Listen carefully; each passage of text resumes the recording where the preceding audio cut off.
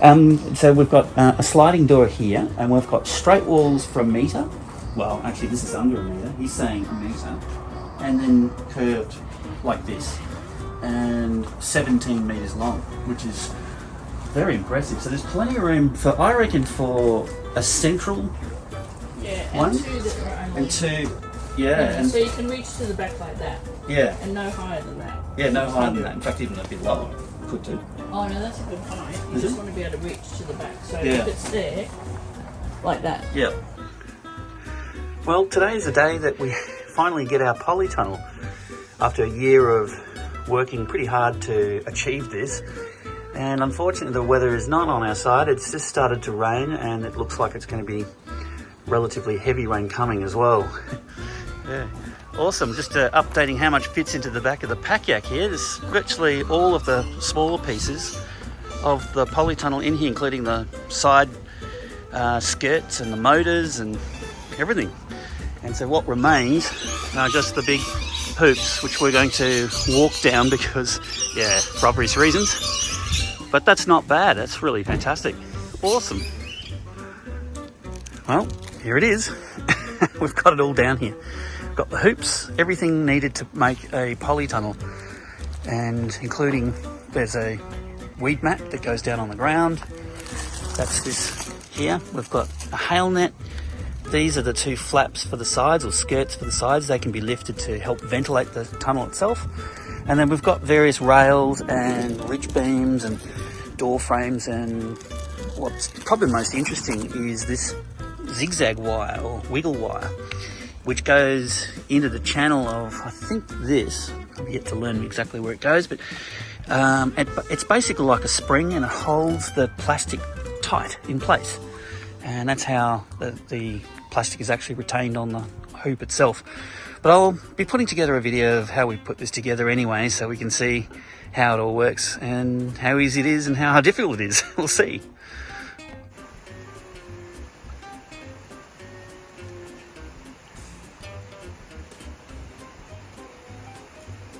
Good morning. Well, it's just too wet to do anything about the polytunnel today. The water is just standing on the tennis court at the moment as it rains here. I guess the only real good benefit is these tanks are filling up pretty fast, which is great.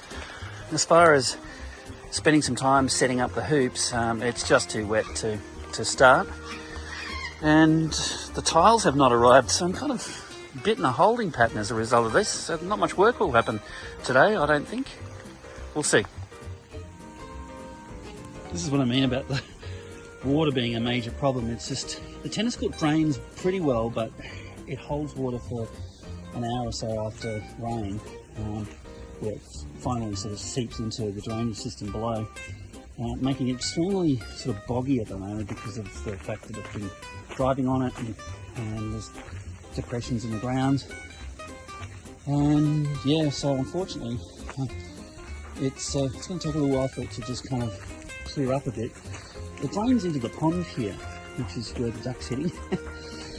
But yeah, that's where it all ends up. So eventually it all ends up down here anyway, which is good. But as far as working in it, it's just no fun at all. So okay, well, it stopped raining for now. Apparently it is going to rain again today, but I've come down here with Ada just to have a bit of a ball game with her and to start pegging out the dimensions of the polytunnel. And I think Ada's pretty happy with that. So she's thinking this is going to be the right spot for it. Still a reasonable amount of room at the head of the tunnel here so that we can bring in wheelbarrows and turn around and get into the glass house. And there's enough room down the side of the tunnel to maintain it, but also not to obviously waste too much valuable land here. So it's good for setting it up. There's a good meter there to be able to stretch plastic and bang in posts and whatnot. And down the other end we've got, it's 17 meters long, so it's pretty long. Down the other end we've got enough space to place a few water tanks as well and get into the sheds at the back here. So that one obviously is too long. That's the end of the tunnel right there. And yeah, so we would have it positioned this far back. And I think that gives us enough space to potentially put in a couple more water tanks, maybe even 3 more water tanks here that are going to be at the head of the tunnel to act as kind of like header tanks to drip irrigate and do all the irrigation of the tunnel itself. And these tanks will be the cleaned, filtered water that comes off these other tanks. So that's sort of my idea of how to store as much water as possible and also keep it potable and drinkable, ready for use on our fresh veggies. So yeah, I think overall I'm pretty happy with that. It leaves enough room for a turnaround spot for the car, which is very important. So we would literally leave this area free to be able to back the vehicle in and go back up the hill. And so this area would never be used for anything except driveway and entrance to, deliver more manures and stuff like that down the back here into these bays, and also service whatever's needed for the tunnel. Well, good morning again. This time it's Saturday morning here, and we have no rain for the first time in like days, which is amazing. The tennis court has time to dry out a little bit, which is great. And I've begun firstly by squaring up these string lines, which go all the way down to the length of the polytunnel, and using the 3-4-5 method, which is 30 centimetres, 40 centimetres. This hypotenuse needs to be 50 centimetres for it to be a square. And I've even taped it out to 3 metres, 4 metres and 5 metres to get even more accuracy. And I found that, yep, I've got it square after moving a couple of posts here and there. So I'm actually at the point where I can start planning where the posts for the walls go. And of course the first one is right over this corner. And I'm going to use the ridge beam, which has got holes pre-drilled already for the distances between the actual posts. So using this as a guide, I've now marked a couple of points so that we've basically got this as accurate as possible to the construction of the actual frame. So those posts now need to be banged into the ground so that only 900 sticks out of it, and from there we can then kind of square up the other side, make sure the other side is square, which it should be since the line is, and continue to build the parallel wall on the other side. And so this end here and that end are definitely square to the walls, which is how it should be.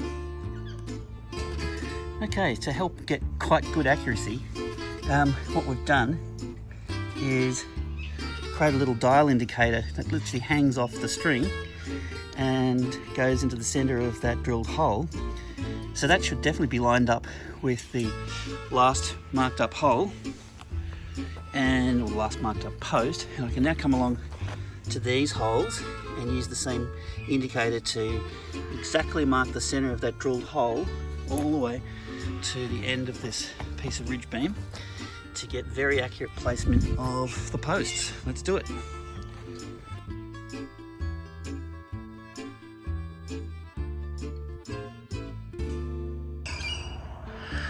All right, 2 posts are in, and so far so good.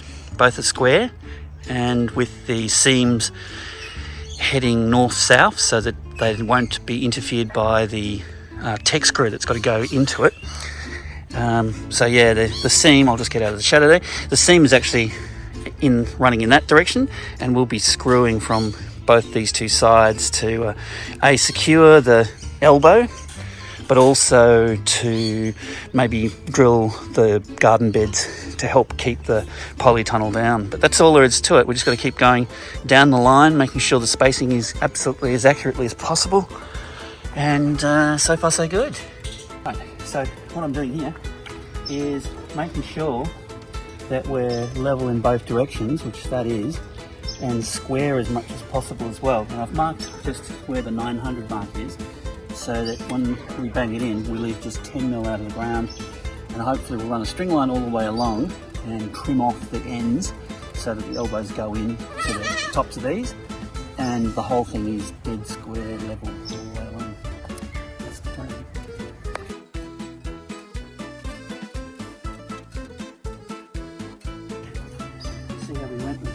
thermal. Very well, yeah. And that's the barrel on there, so good. Right, so that's pretty nice, solid.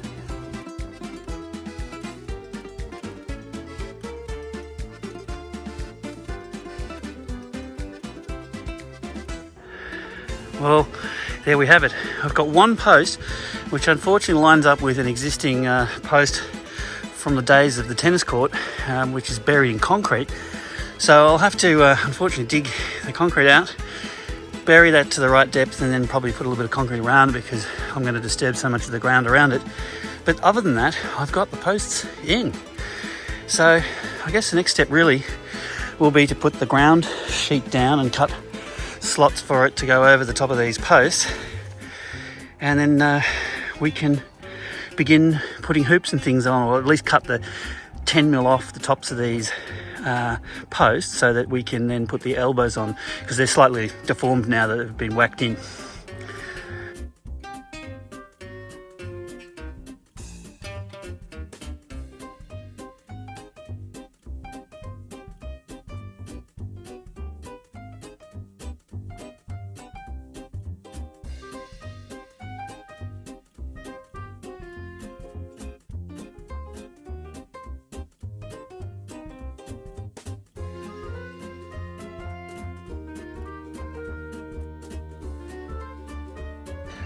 Well, how about them apples? We've just put the weed mat down on the floor, which Dozzy, of course, decided, aka Ada, decided that this was the perfect place for her. But we put up a hoop just to see the scale of it. My goodness, it's quite something. That's going to be amazing. We can't actually install the hoops now, even though they could go up, because each hoop needs to have a felt with double-sided tape on it put all over the top of it so that the heat of the day and the metal doesn't interact with the plastic too badly, and of course sort of mechanical movement to kind of help keep the plastic in good nick for years to come, hopefully. But that is amazing. It's quite this tunnel, isn't it? It's really big. I'm impressed at the size of it.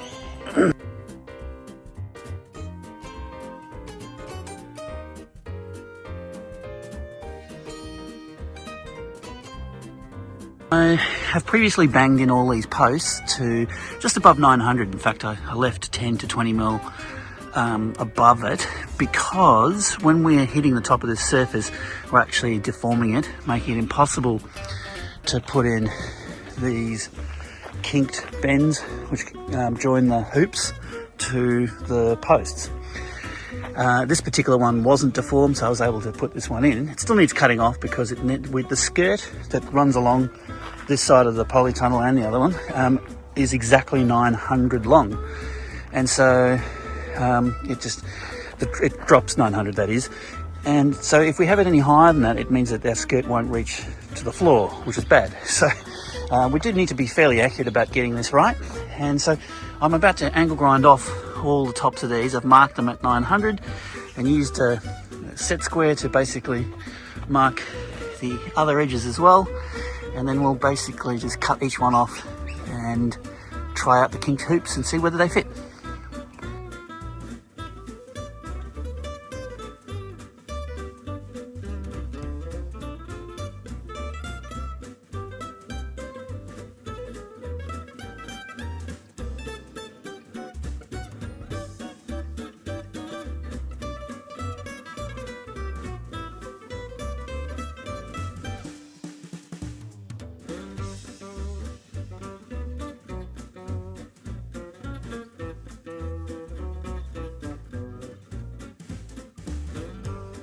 Wow, just getting the hoops up really inspires you to keep going.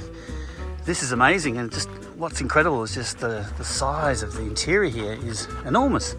It's cavernous, and yeah, I think it's going to hold a lot of growing space, which is absolutely what we wanted. And yeah, just look at those hoops. Absolutely incredible. I'm stoked about this.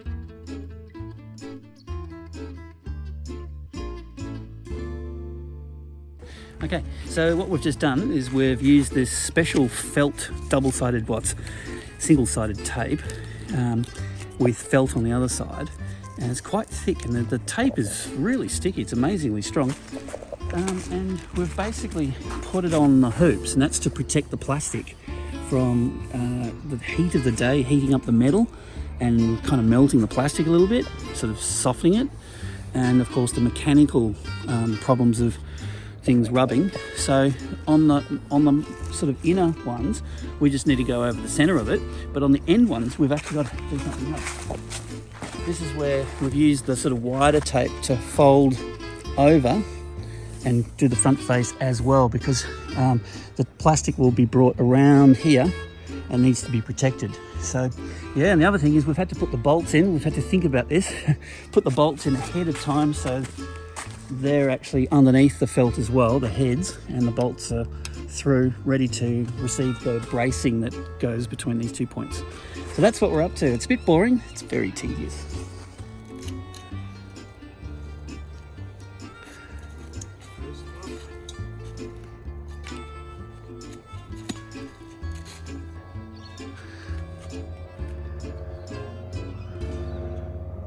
Is when you put these on, you want to actually put the screws on the outside, All right. not on the inside. Yeah, Because when you that's go not and do your, intuitive really, is it? Because you want to protect the plastic. well, yeah, but it doesn't matter too much because you end up putting channel around it. Oh, But yeah. in hindsight, like when you think Gotcha. about it first, you go, oh yeah, it will protect the plastic. Mm. But when you go to put your door spacer on, Yep. or the support rail, it has to sit flat against it. So if there's the screw heads, It can't do it. yeah. So that was one thing that no one ever told me, and I learned the hard way when I had to put it up. Well, the first one I ever did, and I was like, what the hell? And those things are make or break type situations, aren't Because it's annoying to have to undo it all, that's for sure. they? Yeah, so on the outside, not on the inside.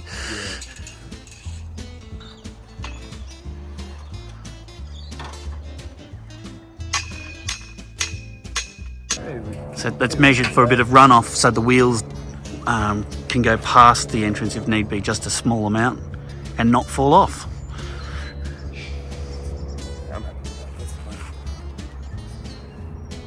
So the screws that are going into the spacer or the support beam have to be different placement to where the actual welded brackets are. So that's something to keep in mind. Make sure the screws are not in line with it, otherwise you're getting bolts into bolts.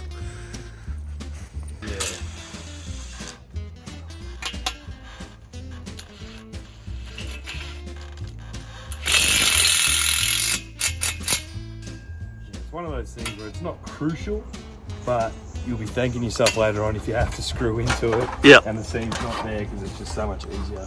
Sometimes it doesn't affect it, sometimes it does. Yeah. So that's the rail hung up as well.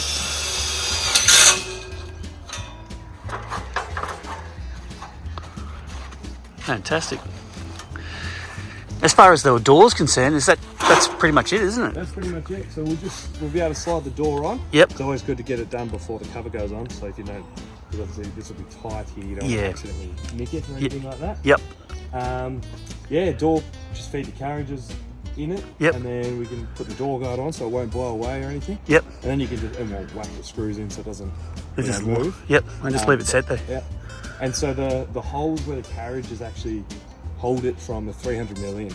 Oh, So right. that's why it doesn't really matter how much overhang's there, because you know, even if your door carriage is here, you still get 300mm of door. Door to go So, past it, yeah. right? Yep. Gotcha. And I tend to put a screw on that end where you're happy for it to close. Yep. So that way when you're closing it, because your handle will be here, you don't ever go too far and like your hand into there, because Yep. you know you don't want to jam it in between. Yep. Not that it's a heavy door, but still. Nah, exactly but still. right. But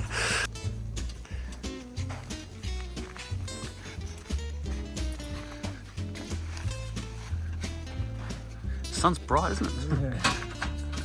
Straight into it then. Yeah. Oh, could not be easier. Yeah, that's all it is. Fantastic. The height's looking pretty good because I'll easily be able to get that door guide in. Yeah. And if you need it lower, Yep. you can go. Yeah, you can drop the height of the bolt, the hanger. I see. Yeah. So 'cause this one will sit. Oh, yep.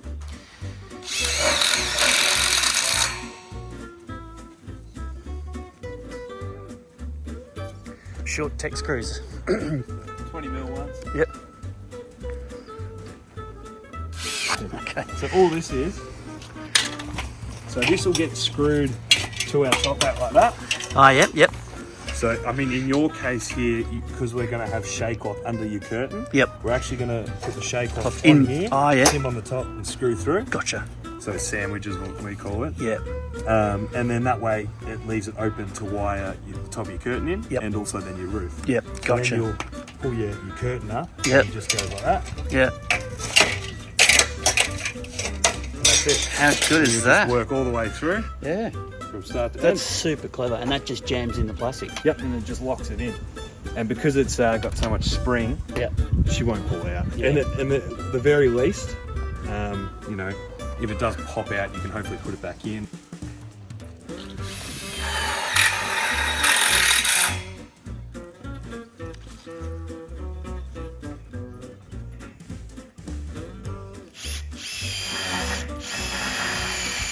As for the spacings of the screws, it's nothing scientific. Yeah, I'm just looking at that. So Yeah. basically 30 centimetres per. Yeah, I mean, I actually got told when I was getting taught about a gun and a half, Oh, yeah. is what he told me, Yep.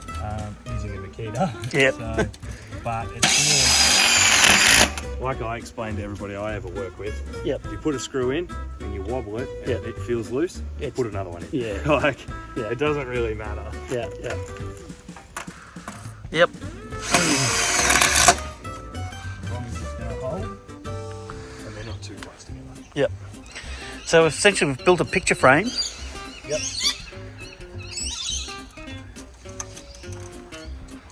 Okay. So when you're putting it up, if you don't get it perfect, Yep. it just, you cannot stretch it or anything, whereas Right. plastic, you can stretch it, Yep.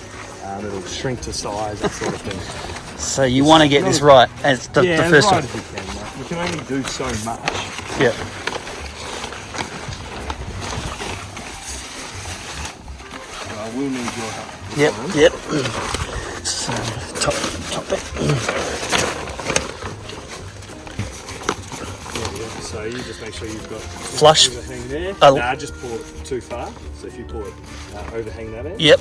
Yep. I've got about 4 inches or so. I've got about 3 here. Yep. Cool. So I'll get you to Yep. can. Yep. So we're just going to make sure we get the same height. So I'll put this first screw in Yep. because there's obviously no need to pull tension or anything like that. Yep. So now we'll go along Mhm. and we'll pull the tension towards you. And Okay. we'll keep this stuff at the top about the same height. Okay. So That's the goal. So I'll hold the channel. yep. So Just pull that plastic. yep. Does that look good to you? Yeah, it looks good to me. It's nice and tight. The smalls aren't as bad, Yep. but it's always good to start from the middle Oh yeah. and work out. Yep. Because if you do get creases, if you need to work it out, you're only working with half. These walls, it's not as big a problem. Yep. But when you do the long walls, Right. Yeah. like when we do the curtain and stuff, Yep. we'll start from the middle and we'll go one way and then we'll work back the other way. Okay. Just so we don't. Because otherwise, you get to the end and there's creases and you have to work all the way back to Yep. fix them.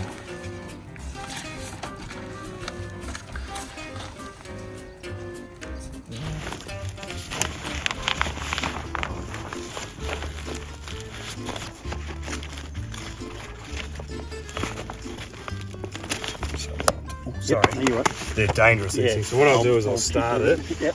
and then now I'll really try to get it right. And I might just have to redo this part when I do there, but Oh, okay. because it's hard to hold it all at the same time. Yep. And when you do this, you want to pull down, Yep. and you also want to push that way. Yeah. To keep So, yeah. tight in that one.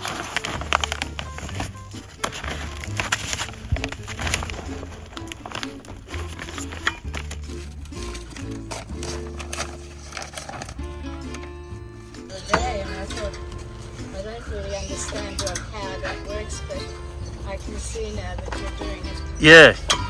I'm sorry. Yeah, I'm well clear of it. Yeah, it's pretty much going nuts, these things. Yeah. So yeah, it's always good to do top, then bottom, then the sides. Yep. So you're looking for a nice tight Wow, look at that. That's tight. And I'll just show you how to cut the wire too. Yep. So when you cut it, you don't want to leave any sharp bits. So you'll actually cut it right in between the rise here. Yep. Just like that. So you can actually see that it will be tucked in. Yeah, but then that's the uncut end. That's how they cut it too. So that way, when you put it in, you don't create a spear. Yeah, exactly. And it just slots in. Yeah.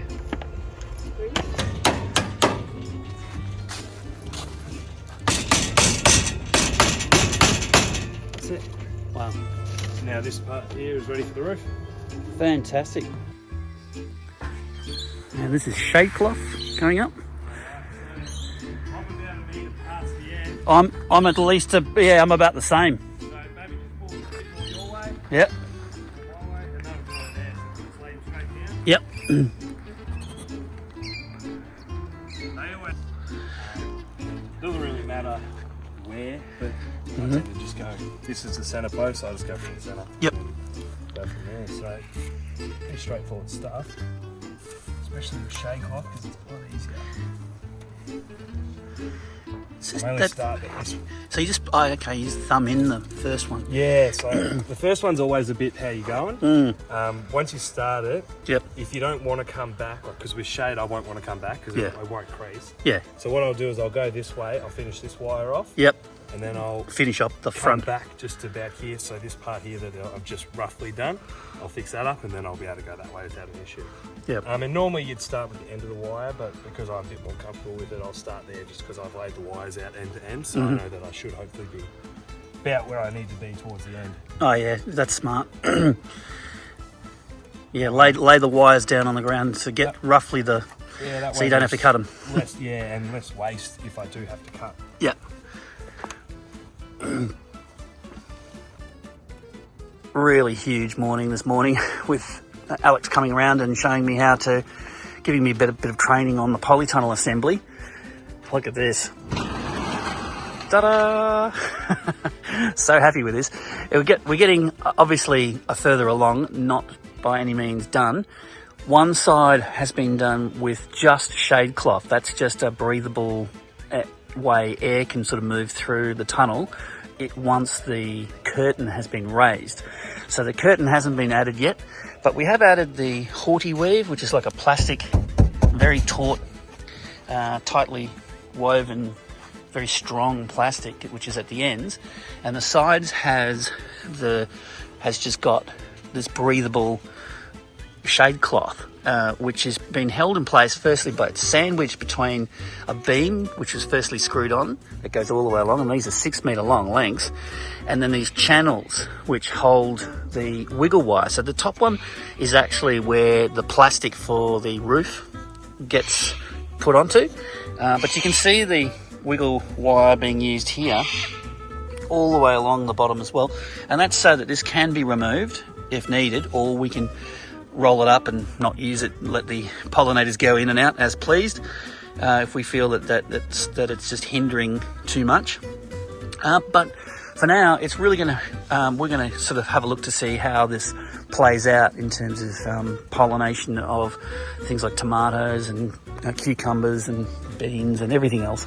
We'll just see how it works. If it works okay just to leave this door open and the flap up at the other end, then fine. But otherwise we may have to sort of give extra access to bees and other insects just to help pollinate the things that are in the tunnel. Now that he's shown me how to put up the beams, the channels, stretch the shade cloth and do the doors, frames and stuff, I'm going to go down the other end and start working on the other door frame, and then I'll work all the way along putting up all the beams on this side and pretty much replicate what's been done on both sides, so that we can then finally get him back on next Tuesday and stretch the plastic over the top, along with the help of a few others, including Angelo when he comes back.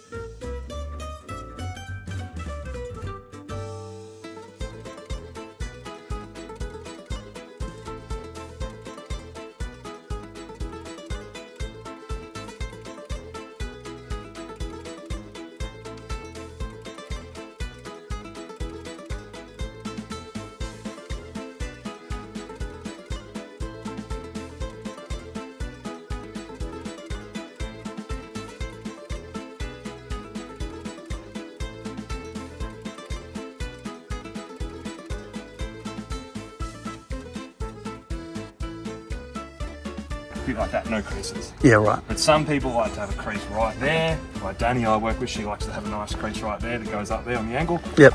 It's how you want to do it, whatever you find easiest, it really doesn't matter. Yep. As long as it's tight. Yep. That's the main one.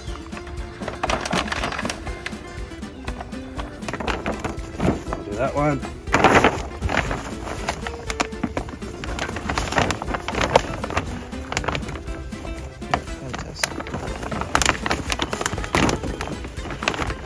Well, I have to say that, I mean, it's a pretty good kit.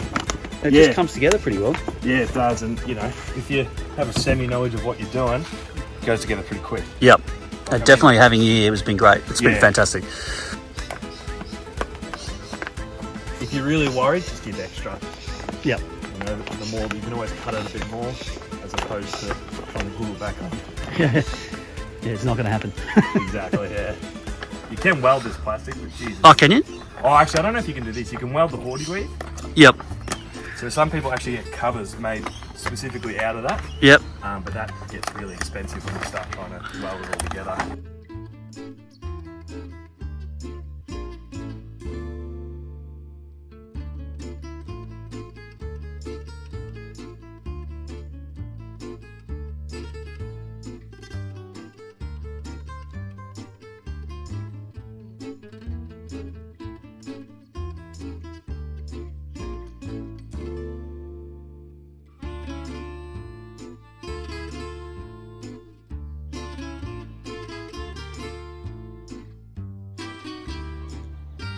Wow.